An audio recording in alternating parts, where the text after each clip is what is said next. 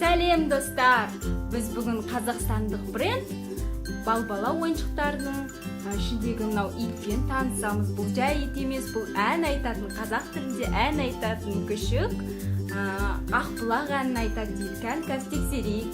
Көзінде көзілдірігі бар екен мындай. Ой, қандай сән қой күшік екен мынау. Және үстінде мынандай міне жолақтан жасалған кеудешесі бар екен.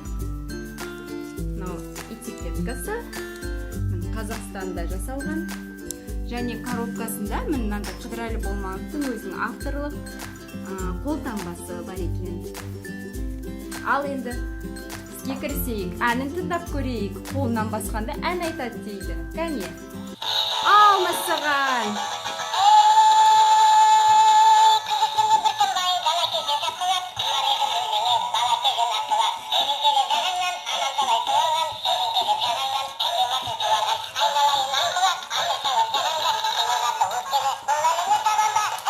Тыңдап көрейік. Ал мәссаған!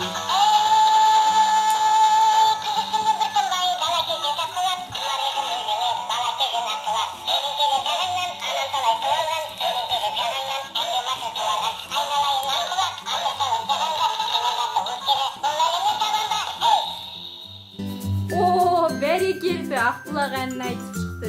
Жарайсың, күшігіміз ақылды, сондай әнші екен.